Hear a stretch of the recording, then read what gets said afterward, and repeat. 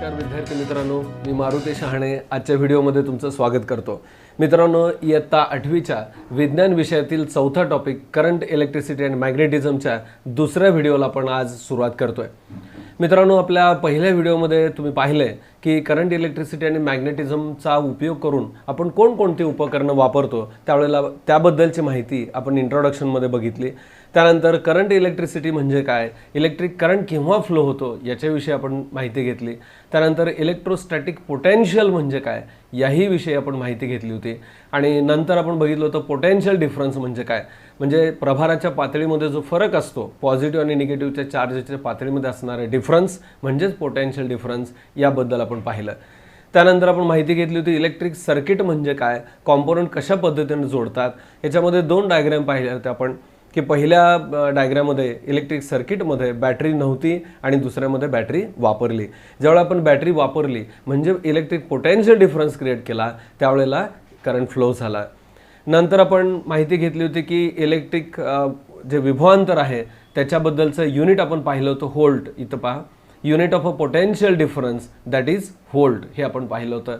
त्यानंतर इलेक्ट्रिक जो करंट आहे या इलेक्ट्रिक करंटचं युनिट आपण पाहिलं होतं ते म्हणजे ॲम्पियर. 1 एम्पियर म्हणजेच 1 कुलॉम पर सेकंड, याबद्दल आपण माहिती घेतली होती. आणि हे जे इलेक्ट्रिक करंटचं युनिट आहे किंवा ही जी क्वांटिटी आहे ही स्केलर क्वांटिटी आहे, याबद्दलही आपण पाहिलं होतं. आणि आजच्या टॉपिकला सुरुवात करत असताना आपण पहिल्यांदा पाहणार आहोत ते म्हणजे इलेक्ट्रिक सेल. मित्रांनो, तुम्ही माझे व्हिडिओ पाहत आहात आणि तुम्हाला व्हिडिओ नक्की आवडत आहेत. तुम्ही व्हिडिओ लाईक करा, माझ्या चॅनलला सबस्क्राईब करा की जेणेकरून मी ज्यावेळेला नवीन व्हिडिओ टाकेन त्यावेळेला तुम्हाला त्याचं नोटिफिकेशन मिळेल. व्हिडिओ तुम्ही मित्रांना शेअर पण करू शकताय. आपण आजच्या पॉईंटला सुरुवात करूयात. इलेक्ट्रिकल सेल किंवा इलेक्ट्रिक सेल म्हणजे काय. विद्यार्थी मित्रांनो, आपण बऱ्याच वेळेला काही उपकरणं पाहतो, अगदी रेडिओ असेल, टेप असेल किंवा आपलं हातातलं घड्याळ असेल किंवा मोबाईल असेल, तर याच्यामध्ये सेल किंवा बॅटरीचा वापर केला जातो, कारण त्याच्यात चालण्यासाठी किंवा वर्किंगसाठी ऊर्जेची आवश्यकता असते. तर हे जे सेल आहेत हे अनेक प्रकारचे असतात. त्यामध्ये ड्राय सेल असेल, लेड ॲसिड सेल असेल, निकेल कॅडमियम सेल असेल किंवा लिथियम आयन सेल असेल, ह्या किंवा काही बॅटऱ्या पण आपण वापरलेल्या पाहतो. म्हणजे कारनं असणारी बॅटरी किंवा ट्रकला वापरली जाणारी, इन्व्हर्टरला वापरली जाणारी बॅटरी, अशा वेगवेगळ्या प्रकारच्या बॅटऱ्या पाहतो. तर त्याची माहिती आपण आजच्या व्हिडिओमध्ये नक्की घेणार आहोत. तुम्हाला व्हिडिओ नक्की आवडेल कारण ह्या बॅटऱ्यांचे प्रकार, त्याचा अभ्यास खूप इंटरेस्टिंग आहे. आपण सुरुवात करूयात, बघूयात. A source is required to produce a uniform flow of a charge in a circuit. See, when an object is stationary, it requires a force to move. In the same way, for the flow of electric current, there is requirement of energy, or there is a force is required. Okay? So, a source is required to produce a uniform flow of a charges in a circuit. एखाद्या सर्किटमध्ये चार्जला flow मिळण्यासाठी, electric charge flow होण्यासाठी तिथे एनर्जीची आवश्यकता आहे. So such a general device is an electrical cell. So which is the device is used to flow the current? That is the electrical cell. म्हणजे electric सेलचं काय काम आहे तर चार्जला फ्लो करणं किंवा इलेक्ट्रिक करंट डेव्हलप करणं हे त्याचं काम आहे. Various types of the electrical cells are available today. मार्केटमध्ये अनेक प्रकारचे जे सेल्स आहेत ते अवेलेबल आहेत. These are used in the range of machines from wrist watches to the submarines. आणि या सेलमध्ये एवढी प्रकार किंवा एवढी व्हरायटी आहे की आपल्या हातात असणाऱ्या घड्याळापासून मोठमोठे जे सबमरीन्स आहेत, जहाज आहेत, पाणबुडी आहेत, त्याच्यामध्ये सुद्धा या सेलचा उपयोग केला जातो. Out of this you must be aware of the solar cell. आपल्याला सोलार सेलबद्दल सुद्धा ऐकून माहीत असेल की सध्या आपण पाहतो की काही घरांच्या छतावर मोठमोठे सोलार पॅनल लावले जातात आणि त्याच्यापासून इलेक्ट्रिसिटी जी आहे ती मिळवली जाते. किंवा अगदी कॅल्क्युलेटर जरी असेल तर तुम्ही पाहिलं असेल की त्याच्या वरच्या बाजूला एक जांभळ्या रंगाची पट्टी असते, ते सोलार सेल, कारण आपल्याला इलेक्ट्रिसिटी मिळवण्यासाठी त्याचा उपयोग करता येतो. The main function of the various electrical cells is to maintain a constant potential difference between its two terminals. पहा, जी बॅटरी सेल आपण एखाद्या सर्किटमध्ये वापरतो त्याचा काय रोल आहे तर कायम पोटेन्शियल डिफरन्स जो आहे तो क्रिएट ठेवणं, म्हणजे पॉझिटिव्ह आणि निगेटिव्ह असा डिफरन्स ठेवणं आणि त्याचाच परिणाम म्हणून त्याच्यामधून करंट फ्लो होतो. हे विसरू नका, महत्त्वाचं आहे. The electrical cell work on the electric charges to maintain a constant potential difference. आता आपण सांगितलं म्हणजे इलेक्ट्रिकल सेल जे आहे ते वर्क कशावरती होतात तर इलेक्ट्रिक चार्जेस जे आहेत ते मेंटेन करतात, कॉन्स्टंट पोटेन्शियल डिफरन्स मेंटेन केला जातो, म्हणून चार्जचा फ्लो होतो. About which you will learn later. आता याची जास्त डिटेल माहिती आपण पुढच्या भागात घेणार आहे. Let us learn about the electrical set that are currently in use. कोणत्या प्रकारचे सेल्स आपण वापरत आहेत याविषयी आपण माहिती बघूयात. यातला पहिला जो प्रकार आहे तो म्हणजे ड्राय सेल. ड्राय सेल ज्याला मराठीमध्ये कोरडा विद्युत घट असं म्हणतात. ड्राय सेलचं मराठीतील नाव काय? कोरडा विद्युत घट. हे पहा इथं डायग्रॅम दिसते. ड्राय सेल म्हणजे ज्याला आपण रेडिओसाठी वापरले किंवा भिंतीवरच्या घड्याळासाठी जे आपण सेल वापरतो त्याच्यामध्ये 3-4 प्रकार आहेत परत. आणि हे जे सेल आहे त्याला आपण ड्राय सेल म्हणतो. या ड्राय सेलची रचना कशी आहे, याच्यापासून किती व्होल्टेज किंवा किती करंट आपल्याला मिळतं त्याच्या आंतररचना आपण या भागामध्ये पाहणार आहे. मित्रांनो, जर खरं तुम्हाला इंटरेस्ट असेल, हे समजावून घेऊन पक्का लक्षात ठेवायचं असेल तर तुम्ही एक कृती करायला हरकत नाही. मी तुम्हाला ॲक्टिव्हिटी देतो. काय करा, असा एखादा खराब झालेला सेल, बऱ्याच वेळा गिझरला पण असे मोठे सेल वापरतात, तर तो सेल घ्या. एखाद्या वर्तमानपत्र जे जुनं कागद असेल त्याच्यावरती सेल तो फोडा आणि आतमधले जे भाग आहेत जे आपण माहिती घेणार आहोत ते नक्की बघा. फक्त स्वतःच्या आरोग्याची काळजी घ्या, हे खूप महत्त्वाचं आहे. ठीक आहे. आता याची जी रचना आहे ते आपण समजून घेऊयात. The dry cells are used in our radio sets. कशात वापरतात? रेडिओमध्ये वापरतात. Wall clocks and torches. भिंतीची जी घड्याळ आहेत किंवा टॉर्चेस, बॅटरीज असतात ना, त्याच्यामध्ये सेल आपण वापरतो. These are available in 3-4 sizes. Just I have said these dry cells are available in 3 to 4 types or the sizes. The construction of a dry cell is as shown in figure 4.2. आपल्या समोर ही जी diagram दिसते 4.2, या डायग्रॅममध्ये या dry सेलमध्ये कोणकोणते भाग आहेत त्याची मांडणी कशी आहे हे आपल्याला दिसतंय. आपण डायग्रॅम जरा सुरुवातीला सारांशानं बघूयात आणि मग त्याचं एक्सप्लेनेशन बघूयात. ड्राय सेलचं स्ट्रक्चर काय काय दिसतंय?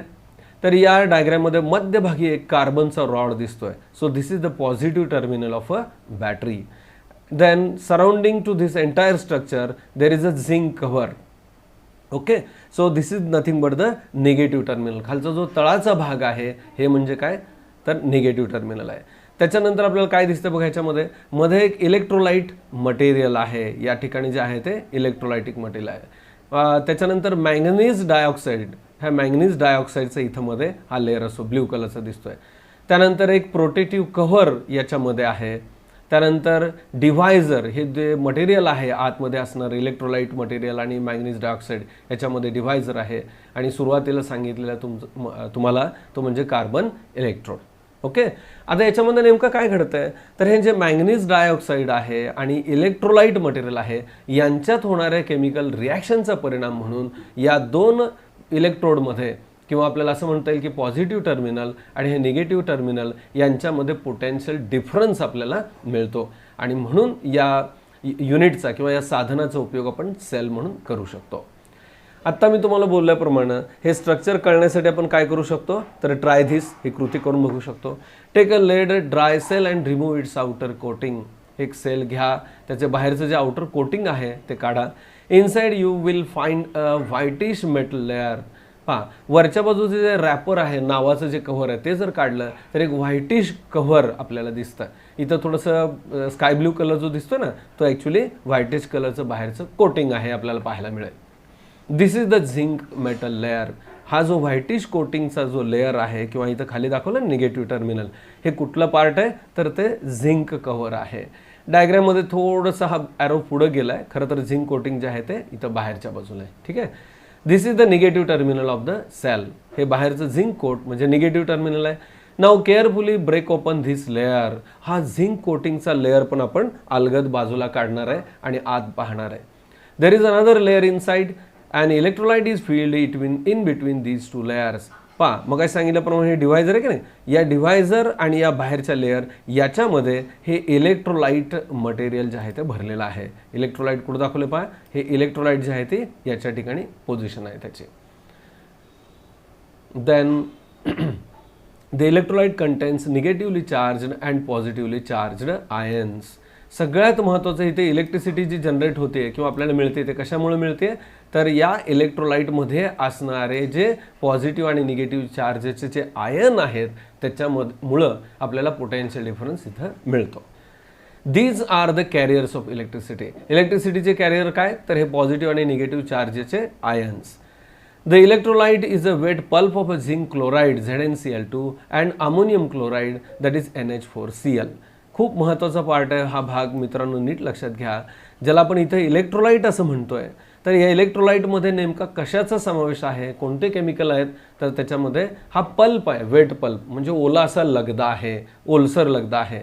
पल्प याचा अर्थ लगदा किंवा खूप घट्ट पण नाही आहे, ड्राय नाही आहे आणि अतिशय ओलसर पण नाही, अशी त्याची रचना असते. तर काय आहे त्याच्यामध्ये, झिंक क्लोराईड, ज्याचं सूत्र आहे ZnCl2, आणि दुसरे केमिकल आहे ते म्हणजे अमोनियम क्लोराईड NH4Cl. ठीक आहे, हे दोन केमिकल त्याच्यामध्ये आहेत. कशामध्ये, इलेक्ट्रोलाइटमध्ये. There is a graphite rod at the centre of the cell. पहा मध्यभागी काय, कार्बन किंवा ग्राफाइटचा रॉड आहे. This is the positive terminal of the cell. हा मध्यभागी असणारा कार्बन रॉड जो आहे किंवा ग्राफाइटचा जो रॉड आहे तो त्याचा पॉझिटिव्ह टर्मिनल आहे. A paste of manganese dioxide MnO2 is filled outside the rod. हा जो रॉड आहे याच्या बाहेरच्या बाजूला मॅंगनीज डायऑक्साईडची पेस्ट इथं भरलेली असते. MnO2 म्हणजेच मॅंगनीज डायऑक्साईड. ठीक आहे. Because the chemical reactions of all these chemical, electrical charge is produced on two terminals, that is the graphite rod and the zinc layer. पहा हे खूप महत्त्वाचं आहे. याच्यामध्ये असणारे जे केमिकल्स आहेत इलेक्ट्रोलाइट आणि हे मॅंगनीज डायऑक्साईड, याचा परिणाम म्हणून या पॉझिटिव्ह चार्ज असणारा हा कार्बन रॉड जो आहे तो पॉझिटिव्ह टर्मिनल म्हणून काम करतो. तर हे जस्त जे आहे बाहेरच्या बाजूला झिंकवर हे निगेटिव्ह टर्मिनल म्हणून काम करतं. Graphite rod that is positive and zinc layer is the negative, and an electric current flows in the circuit. आणि साहजिकच हा पोटेन्शियल डिफरन्स तयार झाल्यामुळं आपल्याला असं म्हणता येईल की इथं या ठिकाणी कुठला करंट तयार होतोय, तर इथं पॉझिटिव्ह टर्मिनल किंवा पॉझिटिव्ह करंट तयार होईल, आणि ही खालची जी बाजू आहे इथं मात्र निगेटिव्ह पोटेन्शियल किंवा निगेटिव्ह ध्रुव म्हणून ते सेल काम करेल. ठीक आहे. Due to the wet pulp used in this cell, the chemical reaction proceeds very slowly. पहा याच्यामध्ये जो ओला लगदा आहे तो वापरलेला आहे. हा ओला लगदा वापरण्याचा काय फायदा होतो, तर याच्यामध्ये होणारे केमिकल रिॲक्शन हे अतिशय संथ गतीनं किंवा सावकाश होतात, म्हणजे हे सेल आपण जास्त काळ वापरू शकतो. Hence, a large electric current cannot be obtained from this. आता याच्यामध्ये ओला लगदा असल्यामुळं तेवढा इलेक्ट्रिक करंट जास्त प्रमाणामध्ये आपल्याला मिळत नाही, पण जास्त कालावधीसाठी वापरू शकतो. Compared to the electric cell using liquids, the shelf life of the dry cell is longer. पहा लिक्विड वापरलेल्या ज्या बॅटरी असतात त्याच्यापेक्षा याचं जे लाईफ आहे ते जास्त आहे. आपण पाहतो बऱ्याच वेळ भिंतीच्या वरती असणारं जे घड्याळ आहे त्याला बसवलेले सेल 4-6 महिने वर्षभर सुद्धा जातं, किंवा रेडिओचे सेल सुद्धा 2-2, 4-4 महिने जातात. त्याला परत चार्ज आपण करत नाही, परंतु ते टिकतात, म्हणजे त्याला लॉंगर लाईफ आहे. Dry cells are very convenient to use as these can be held in any direction with respect to the ground and can be used in a mobile instruments. Dry सेलचे आणखीन एक महत्त्वाचा फायदा आहे. Dry sale जे आहेत ते उभे, आडवे, तिरपे कुठल्याही पोझिशनमध्ये आपण ठेवू शकतो, म्हणून वेगवेगळ्या उपकरणामध्ये ते वापरणं किंवा हाताळणं हे आपल्याला जास्त सोयीचं जातं. मोबाईल इन्स्ट्रुमेंट याचा अर्थ काय की जी साधनं, ज्या वस्तू आपण घेऊन फिरतो इकडं तिकडं, म्हणजे रेडिओ असेल, बॅटरी असेल, तुम्हाला सांगितल्याप्रमाणे, तर या वस्तूमध्ये ते वापरलं तर आपल्याला सोयीचं ठरतं.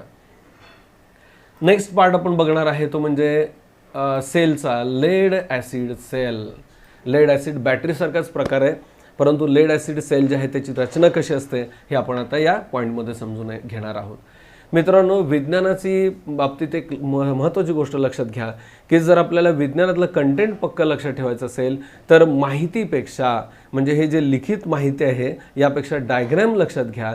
जर तुम्हाला डायग्रॅम कळाली तर त्याच्या आधारे स्पष्टीकरण सांगणं आपल्याला फार सोपं जातं. ह्यात काय काय दिसतंय, तर बाहेरच्या बाजूला एक कंटेनर आहे पहा. Okay, so this is the container. It is filled with a H2SO4, that is sulfuric acid. Okay, so this container is filled with a H2SO4 or sulfuric acid. Then two electrodes are there. One is made up of a lead oxide PbO2 and the second electrode is there, that is nothing but the lead. So these two electrodes are here. And you can see due to the chemical reaction of this sulfuric acid and this lead oxide and lead, there is formation of a potential difference. So here this lead oxide plate is acting as a anode and this one, that is the lead terminal, is acting as a cathode. म्हणजे आपल्याला असं म्हणता येईल या भांड्यामध्ये असणारे जे sulphuric acid आहे, सल्फ्युरिक आम्ल आहे, आणि हा लेड ऑक्साईड आणि लेडचा जो इलेक्ट्रोड आहे, बरोबर आहे, यांच्यामध्ये रिॲक्शन होतात आणि हा लेड ऑक्साईड हा धनध्रुव आणि इकडचा जो लेड आहे तो ऋण ध्रुव म्हणून काम करतो. यांच्यामध्ये विभवातली पातळी निर्माण होते, विभवांतर निर्माण होतं. So this can be used as a cell. जर समजा याच्यामध्ये आपल्याला पाहायचं असेल विभवांतर आहे का नाही, काय करावं लागेल, तर हे पॉझिटिव्ह टर्मिनल आणि निगेटिव्ह टर्मिनल याच्या दरम्यान जर आपण व्होल्टमीटर जोडलं तर या व्होल्टमीटरमध्ये आपल्याला 2 व्होल्ट इतकं विभवांतर दिसतंय. मला वाटतं हा कन्सेप्ट तुम्हाला नक्की कळाला असेल. लेड ॲसिडची बॅटरीची रचना कशी आहे ते आपल्या लक्षात आले असेल. बघूयात आपण या पार्टमध्ये काय दिलं आहे. Figure 4.3 depicts the design of the lead acid cell. या डायग्राममध्ये आपल्याला लेड ॲसिड सेलची रचना दाखवली आहे. Let us examine the principle, actually how the electric potential is developed that we see. This type of a cell can be recharged after getting electrically discharged. या सेलचं आणखीन एक खास वैशिष्ट्य असं आहे की हा सेल वापरून झाल्यानंतर त्यातली इलेक्ट्रिकल एनर्जी जरी संपली तर सेल फेकून देण्याची गरज नाही. तो सेल परत चार्ज करून आपण वापरू शकतो.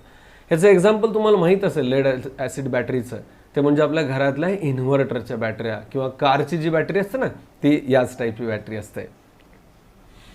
The lead acid cell contains a lead electrode and a lead oxide electrode and both are dipped in a dilute sulphuric acid. पहा, आता सांगितलं तुम्हाला, एक लेड ऑक्साईडचा इलेक्ट्रोड असतो, दुसरा लेडचा इलेक्ट्रोड असतो आणि हे दोन्ही इलेक्ट्रोड सल्फ्युरिक ॲसिडमध्ये डीप केलेले असतात किंवा बुडवलेले असतात. Here this lead oxide carries a positive charge while the lead electrode carries a negative charge.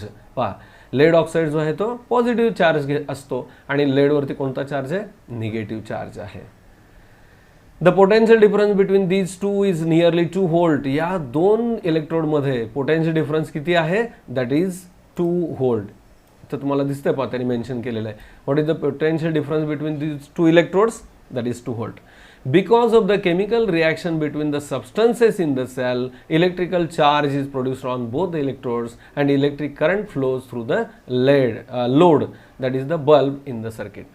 पहा, म्हणजे यामध्ये जी केमिकल रिॲक्शन होते त्याचा परिणाम म्हणून पोटेन्शियल डिफरन्स तयार होतो आणि या पोटेन्शियल डिफरन्सचा परिणाम म्हणून सर्किटमधून इलेक्ट्रिक करंट जो आहे तो फ्लो व्हायला लागतो. आणि हा करंट फ्लो होतो हे आपल्याला कशाच्या आधारे कळतंय, तर बाहेर आपण जर लोड जोडला, म्हणजे आता इथं व्होल्टमीटर जसं जोडलंय त्याच्याऐवजी जर आपण इथं बल्ब जोडला तर तो बल्ब ग्लो होईल आणि त्याच्यावरून आपल्याला कळेल की याच्यामध्ये इलेक्ट्रिक करंट फ्लो होतो. ठीक आहे, मला वाटतं हा कन्सेप्ट तुम्हाला लेड ॲसिड सेलचा नक्की समजला असेल. This kind of electrical cell have a capacity to deliver large current. या बॅटऱ्यांचं वैशिष्ट्य लेड ॲसिडचं, खूप मोठा करंट या बॅटरी आपल्याला देऊ शकतात. Hence lead acid cells are used in a cars, trucks, motorcycles and uninterrupted power supplies, that is UPS. मोठमोठ्या ज्या ट्रकच्या, इन्व्हर्टरच्या, कारच्या ह्या ज्या बॅटरी असतात किंवा UPSला आपण वापरतो, कॉम्प्युटरच्या UPSमधले, तर त्याच्यामध्ये या लेड ॲसिड बॅटरीचा उपयोग केला जातो. ठीक आहे, त्यानंतर पुढचा प्रकार आपण बघणार आहे सेलचा, तो म्हणजे nickel cadmium cell. Nickel cadmium cell हा सेलचा प्रकार आहे. याच्यामध्ये निकेल आणि कॅडमियम वापरतात म्हणून त्याला नाव काय, निकेल कॅडमियम. याची रचना कशी असते बघा. These days a variety of the gadgets are available which are required to be carried to different places. म्हणजे सध्या आपण जी उपकरणं वापरतो ती बऱ्याच वेळा इकडून तिकडे घेऊन जातो किंवा हाताळतो, फिरत असतो. त्यामुळं ही अशा टाईपची सेल पाहिजेत की ज्यांच्या हाताळणीमध्ये ते खराब होणार नाहीत. So such gadgets use nickel cadmium cell. तर अशा उपकरणांमध्ये या निकेल कॅडमियम सेलचा उपयोग केला जातो. The cell deliver 1.2 volt potential difference and are rechargeable. या निकेल कॅडमियम सेलचं वैशिष्ट्य काय, तर याच्यामध्ये जे पोटेन्शियल डिफरन्स आहे ते 1.2 व्होल्ट इतकं आहे. आणि आणखीन एक याचं वैशिष्ट्य म्हणजे हे रिचार्जेबल आहेत. म्हणजे आपल्याला मोबाईलची बॅटरी माहीत आहे, मोबाईल डिस्चार्ज झाली बॅटरी आपण काय करतो, परत चार्जिंगला लावतो आणि चार्ज करतो, पुन्हा चार्ज करतो, म्हणजेच रिचार्ज करतो. ठीक आहे, म्हणजे हा एक आपल्याला निकेल कॅडमियम सेलचा प्रकार आपल्या लक्षात आला असेल. मित्रांनो, बाजूला इथे एक डायग्राम दिलेली आहे 4.4a सेल होल्डर.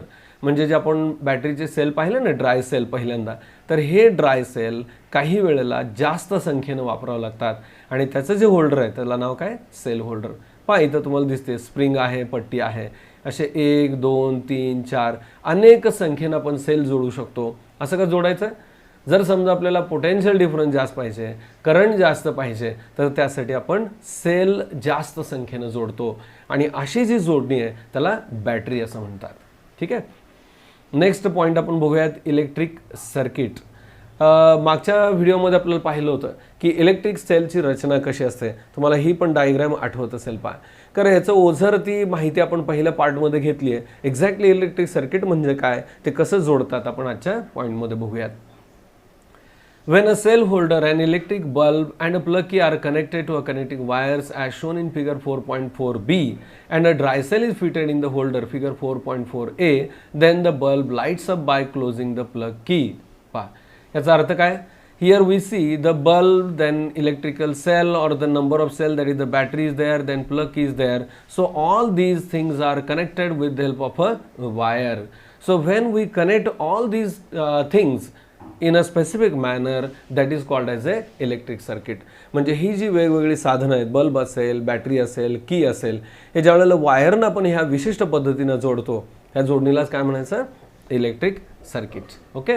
आणि ज्यावेळेला आपण जोडतो आणि ही प्लग की क्लोज करतो, म्हणजेच काय करतो, ह्याच्यामध्ये करंट फ्लो करतो, बरोबर आहे. आणि त्याचा परिणाम म्हणून याच्यामधून इलेक्ट्रिसिटी फ्लो होते आणि हा बल्ब जो आहे तो ग्लो होतो.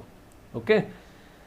On the removal of the cell, the electric current flowing through the circuit stops as indicated by the bulb which ceases to glow.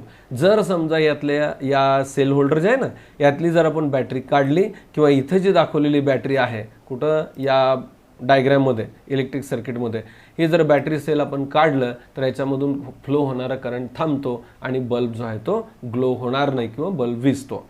So this type of a connection of a electrical component is called as a electrical circuit. लक्षात येत आहे. म्हणजे या पद्धतीनं आपण जी जोडणी करत असतो, कशाची, वेगवेगळी साधनं वायरनं जोडतो, या जोडणीलाच काय म्हणायचं, electric circuit. A circuit is shown in figure 4.4b. या 4.4b मध्ये हे सर्किट दाखवलेलं आहे. The cell is shown by the symbol this, which is the symbol. हे पहा इथे एक सेलचं सिम्बॉल दाखवलं, हे आपण पक्का लक्षात ठेवणार आहोत. आणि हे सिम्बॉल इथं तुम्हाला दिसत आहे डायग्राममध्ये. ओके. आता ह्याच्यामध्ये हे एक सेल आहे. काही वेळा मी तुम्हाला बोललो की बॅटरी सेल होल्डर वापरून अनेक सेलसुद्धा आपण इथं वापरू शकतो. Then an electrical circuit is also used in the home supply. आपल्या घरामध्ये सुद्धा आपण अनेक साधनं वापरतो. ट्यूबलाईट असेल, फॅन असेल, बल्ब असतील, तर ह्याला सुद्धा इलेक्ट्रिक सप्लाय वापरतो. मित्रांनो, आपण ह्याला बॅटऱ्या जोडतो का, नाही, तर MSCBचं सप्लाय पोलवरून आपल्या घरामध्ये वायर आलेली असते. However the electricity supply is made from outside. घराला जो इलेक्ट्रिसिटी सप्लाय आहे तो बाहेरून आपल्याला वायरनं आपण आणतो. Instead of the electric cell. You will learn about it later. म्हणजे घरातल्या बॅटऱ्या वापरून घरातली उपकरणं आपण वापरत नाही किंवा चालवत नाही मोठी उपकरणं, तर त्यासाठी आपण पोलवरची इलेक्ट्रिसिटी वापरतो किंवा आणत असतो. याच्याविषयीची माहिती आपण पुढच्या भागामध्ये डिटेल पाहणार आहोत. त्यानंतर इथे एक माहिती दिलेली आपण बघूयात. Research. Lithium ion cells are used in a modern equipment for example smartphone. सध्या एक नवीनच प्रकारचे सेल बाजारात अवेलेबल आहेत. कोणत्या प्रकारचे सेल आहेत ते, तर त्या सेलचं नाव आहे लिथियम आयन सेल. हे लिथियम आयन सेल हे आणखीन कन्व्हिनियंट आहेत. आज जे आपण मोबाईल पाहतो किंवा मोबाईलच्या बॅटरी असतात, ह्या या टाईपच्या लिथियम आयन सेलच्याच असतात. कशात वापरतात हे, smartphone, then laptop etcetera. These cells can be recharged. या बॅटऱ्यांचं वैशिष्ट्य किंवा सेलचं वैशिष्ट्य काय, आपण रिचार्ज करू शकतो परत परत. More electrical energy can be stored in this cell as compared to that in a nickel cadmium sale.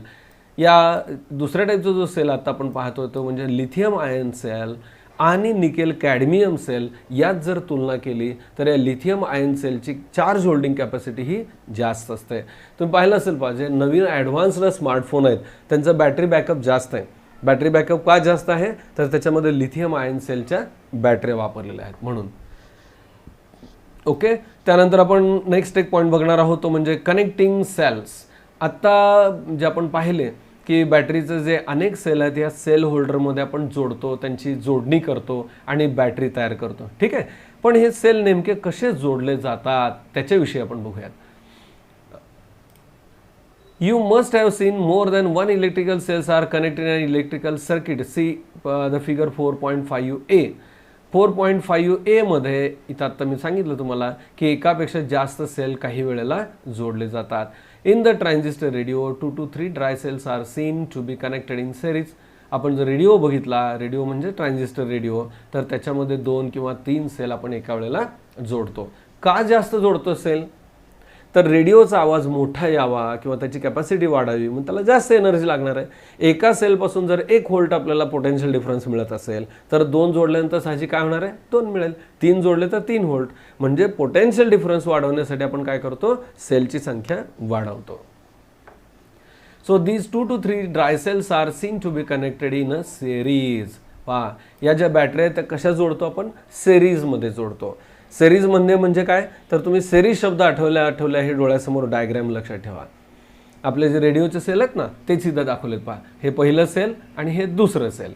आता या पहिल्या सेल आणि दुसऱ्या सेलची मांडणी कशी केली आहे तर पहिल्या सेलचं निगेटिव्ह टर्मिनल आहे, दुसऱ्याचं पॉझिटिव्ह हे इथं जोडलंय पहा, बरोबर आहे। आणि शेवटी या पहिल्याचं पॉझिटिव्ह म्हणजे फायनल पॉझिटिव्ह आहे तर या दुसऱ्या सेलचं निगेटिव्ह म्हणजे टोटल फायनल निगेटिव्ह आहे। फायनल या अर्थाने की हे आपण 2 टोकं रेडिओला चालू करण्यासाठी वापरात आणणार किंवा बल्बसाठी वापरणार आहे। लक्षात येत आहे म्हणजे एक पॉझिटिव्ह आणि दुसरं निगेटिव्ह अशी ज्या वेळेला जोडणी करतो याला म्हणायचं एकसर जोडणी किंवा सेरीज।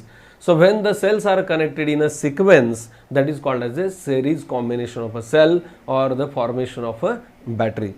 आता ह्याच जे डायग्राम मध्ये पाहताय तुम्ही हेच इथं पण दिसतंय पहा। आता इथं ही आडवी जोडणी, इथं सेल उभे मांडलेत, पहिला दुसरा तिसरा चौथा, ठीक आहे। आता इथं काय केलं बघा, या पहिल्या सेलचं पॉझिटिव्ह टर्मिनल आणि हे दुसऱ्याचं निगेटिव्ह हे इथं वायरनं जोडलेलं आहे, बरोबर आहे। तसंच दुसऱ्याचं पॉझिटिव्ह हे तिसऱ्याच्या निगेटिव्हला असे एकापुढे एक ओळीनं आपण सेल जोडत जातो आणि शेवटी या पहिल्याचं निगेटिव्ह टर्मिनल आणि हे शेवटीच्या सेलचं पॉझिटिव्ह टर्मिनल हे फायनल असणार आहे की जे आपण जिथं लोड देतो, ठीक आहे। म्हणजे आपल्याला जास्त पोटेन्शियल डिफरन्स या पद्धतीनं मिळवता येतं। The purpose of doing this is to obtain more potential difference than that of the single cell. So what is the reason behind connecting these cells in a series? We are getting the more potential difference, we are getting the more current, and that's why we are connecting number of cell. Therefore it is possible to obtain a higher current. So what is the use of this combination? As the number of cell we are using, we are getting the more current. If the cells are connected as seen in the figure 4.5b, the connection of the cell is known as a battery of a cell। पहा ज्या वेळेला आपण अनेक cells जोडतो आणि एक set तयार करतो ह्याला काय म्हणायचं बॅटरी। म्हणजे दोन्ही शब्द आपल्याला तसे व्यवहार्य अर्थानं सारखे वाटतात। कोणते दोन्ही सेल आणि बॅटरी, फरक काय आहे नेमका तर सेल म्हणजे एक सिंगल सेल आपण सांगतो आणि हे जर सेल अनेक जोडले तर त्याला मात्र आपण आता काय म्हणणार बॅटरी असं म्हणणार। In this series connection, the positive terminal of one cell is connected to the negative terminal of the second cell and the positive terminal of the second cell is connected to the negative terminal of the third one। ह्या diagram मध्ये दिसतंय पहा, पहिल्याचं positive हे दुसऱ्याच्या निगेटिव्हला तर दुसऱ्याचं positive हे तिसऱ्याच्या निगेटिव्हला या पद्धतीने आपण हे जोडतोय। Therefore, if such cell has a potential difference of 1 volt each cell, therefore if each cell has a potential difference of 1 volt, जर समजा बघा आता ह्या कॉम्बिनेशन मध्ये हे एक सेल आहे आणि याचं पोटेन्शियल डिफरन्स किती आहे 1 व्होल्ट आहे, ह्याचं 1 व्होल्ट, याचं 1 व्होल्ट। जर समजा एक सेल असेल तर 1 व्होल्ट, 2 सेल घेतले तर किती असणार 2 व्होल्ट असणार आहे, 3 घेतले तर 3 व्होल्ट। आता इथं 4 सेल आहेत म्हणजे इथं पोटेन्शियल डिफरन्स किती येणार आहे 4 व्होल्ट। क्लियर बघा, therefore if each cell has a potential difference of 1 volt then the total potential difference of 3 cells is a 3 volt। 3 sale घेतलं तर पोटेन्शियल डिफरन्स किती असणार आहे 3 व्होल्ट असणार आहे, ठीक आहे। म्हणजे ह्या कॉम्बिनेशन विषयी सुद्धा तुमचा नक्कीच कन्सेप्ट क्लिअर झाला असेल। आपल्याला इथं एक प्रश्न विचारलाय पहा, use your brain power. You must have seen the car battery available in the market. It is called as a battery and not a cell. So why? आपण कार बॅटरी बऱ्याच वेळा पाहतो, या कारच्या ज्या बॅटरी आहे त्याला आपण बॅटरी म्हणतो, कार सेल म्हणत नाही। तर का असं म्हणतो तर पहिली गोष्ट अशी आहे की कारचं इंजिन चालू करण्यासाठी जास्त पॉवर लागते म्हणून अनेक सेल एकत्र जोडून ते जे युनिट तयार केलं जातं त्यालाच आपण कारची बॅटरी असं म्हणतो। मग याला सेल न म्हणता बॅटरी का म्हणायचं तर त्याच्यामध्ये छोटे छोटे असंख्य सेल जोडून ती बॅटरी केलेली असते आणि का केलेली असते जास्त पोटेन्शियल डिफरन्स किंवा करंट मिळवण्यासाठी। मला वाटतं मित्रांनो आजच्या व्हिडिओमध्ये आपण काय काय पाहिलंय बघूयात। आजच्या व्हिडिओमध्ये आपण इलेक्ट्रिकल सेल त्याच्याबद्दलची माहिती घेतली, त्या सेलचा वापर आपण का करतो, त्याची रचना कशा टाईपची असते आपण बघितलं। त्यानंतर इलेक्ट्रिक सेलचे प्रकार पाहिले, त्यामध्ये पहिला प्रकार आपण बघितला होता ड्राय सेल. हे डायग्रॅम लक्षात ठेवा. ड्राय सेल म्हटल्यानंतर परीक्षेच्या वेळेमध्ये आपल्याला बऱ्याच वेळेला ही डायग्रॅम काढायला पण सांगितली जाते, याची रचना लक्षात घ्यायची. त्यानंतर आपण सेकंड पार्ट बघितला लेड ॲसिड सेल. त्या लेड ॲसिड सेलची रचना ह्या डायग्रॅमच्या आधारे लक्षात ठेवा. त्यानंतर आपण निकेल कॅडमियम सेलच्या बद्दल माहिती पाहिली. त्यानंतर इलेक्ट्रिक सर्किटबद्दल आपण बोललो. इलेक्ट्रिक सर्किटचा थोडा आधी पण आपण अभ्यास केलेला आहे. त्यानंतर हे इलेक्ट्रिक सेल कशा पद्धतीने जोडले जातात सिरीजमध्ये, त्याचा काय फायदा होतो हेही आपण पाहिलं. नवीन बाजारात अवेलेबल असलेले लिथियम आयन सेल याच्याही बद्दल आपण चर्चा केली. आणि शेवटी कारची जी बॅटरी आहे त्याला बॅटरी का म्हणतो, सेल का म्हणत नाही, याही विषयी माहिती घेतली. मित्रांनो, यानंतरच्या पुढील व्हिडिओमध्ये आपण magnetic effects of electric current हा तिसऱ्या व्हिडिओमध्ये पार्ट आणि उर्वरित या धड्यातला भाग पाहणार आहोत. पुढील भाग पण खूप इंटरेस्टिंग आहे. मला वाटतं आजचा व्हिडिओ तुम्हाला नक्की आवडला असेल. व्हिडिओला लाईक करा, आपल्या मित्रांना शेअर करा, सबस्क्राईब करायला विसरू नका आणि त्याचबरोबर बेल आयकॉन पण प्रेस करा की जेणेकरून नवीन व्हिडिओ मी ज्या वेळेला अपलोड करतो त्यावेळेला तुम्हाला त्याचं नोटिफिकेशन मिळेल. भेटूयात पुढच्या व्हिडिओमध्ये. तोपर्यंत नमस्कार.